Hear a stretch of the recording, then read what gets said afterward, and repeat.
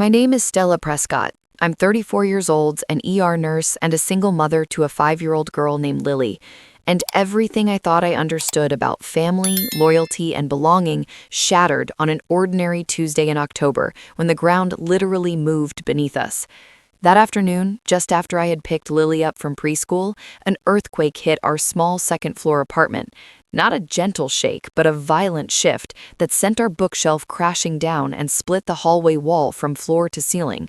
And as dust hung in the air and Lily clung to her stuffed bear, Biscuit, trembling against my chest, I realized within hours that our home was no longer safe, and we had nowhere to go. So I did the one thing I had spent years trying to avoid. I called my father, Gerald, a man who had always existed in my life more as a distant authority than a source of comfort, and I asked him if Lily and I could stay with him temporarily until I figured something out. But instead of concern or urgency, there was silence, followed by muffled conversation with his wife, Diane, and then the sentence that changed everything. "You can come, but not her. There's no space." And I remember gripping the phone so tightly my hand hurt as I looked back at my daughter sitting quietly in her car seat, dust still in her hair, holding onto the only thing that made her feel safe. And in that moment, something inside me shifted, not loudly, not dramatically, but with a quiet finality, as I said, "Noted," and hung up. Because it wasn't just a refusal, it was confirmation of something I had spent years trying to minimize, excuse, and survive, that in my father's house there had never really been space for me either. Growing up, I had watched my half-sister Megan receive everything, from cars to attention to unconditional support, while I was praised for being independent, a word that sounded like admiration but functioned as neglect. And I had learned to shrink myself to fit into the margins of that family, convincing myself that at least Lily would have grandparents, that at least she would have something I didn't, until even she started noticing the difference, asking me why she always felt like the extra one, a question no child should ever have to ask. After the earthquake, I drove aimlessly for a while before going to my friend Rachel's apartment, where she welcomed us without hesitation. No conditions, no questions, just a warm meal, a place to sleep, and a quiet understanding that what had happened wasn't about space, it was about priorities.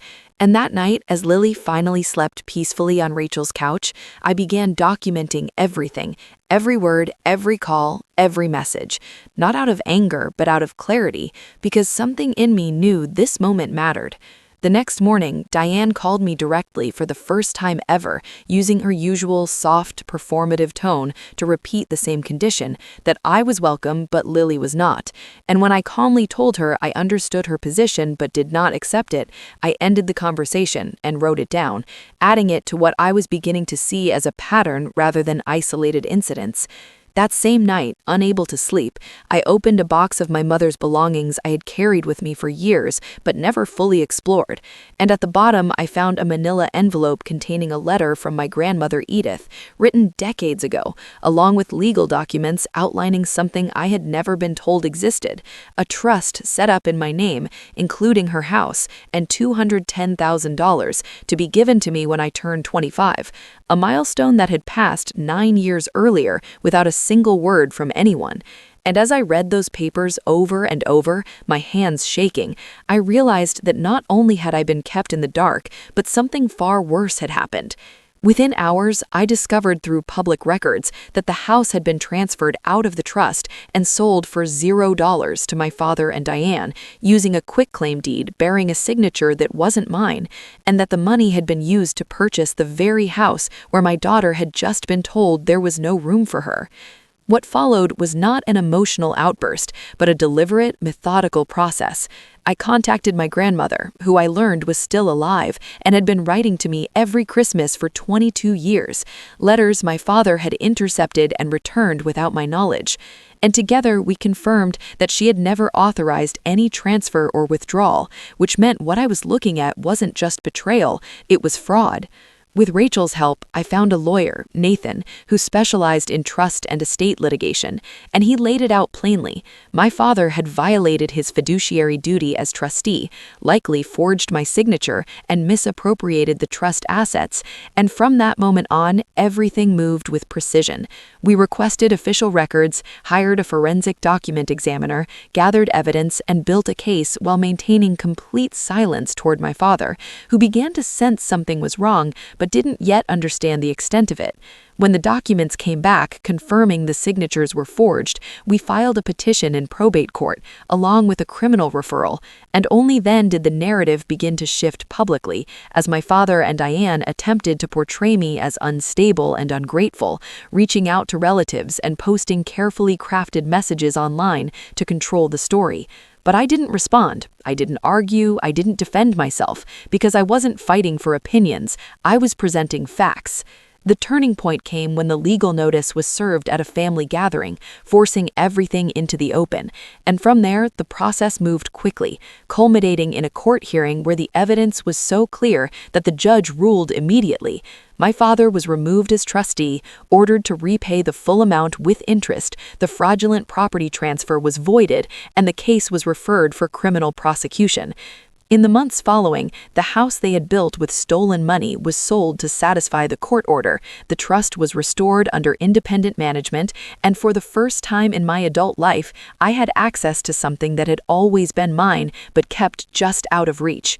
With that, I made a decision that had nothing to do with revenge and everything to do with rebuilding. I bought a small cottage near my work and Lily's school, painted the front door red because that's how she had drawn it in her pictures, and created a space where she would never have to question whether she belonged. My grandmother moved closer, becoming part of our daily lives, and slowly, piece by piece, we built something that felt like home, not just physically but emotionally, a place where love didn't come with conditions or hierarchy.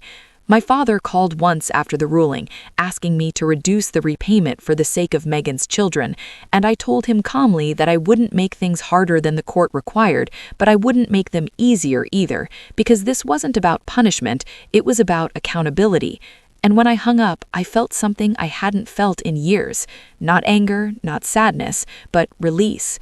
Today, when I sit on my porch and hear Lily laughing inside with her great-grandmother, I understand that the most important thing I reclaimed wasn't money or property, it was truth, and the ability to show my daughter that when someone tells you there's no space for you, the answer isn't to shrink yourself to fit in, it's to recognize that the space was never the problem, the people were. And sometimes the only way to create room for your life is to take back what was always yours.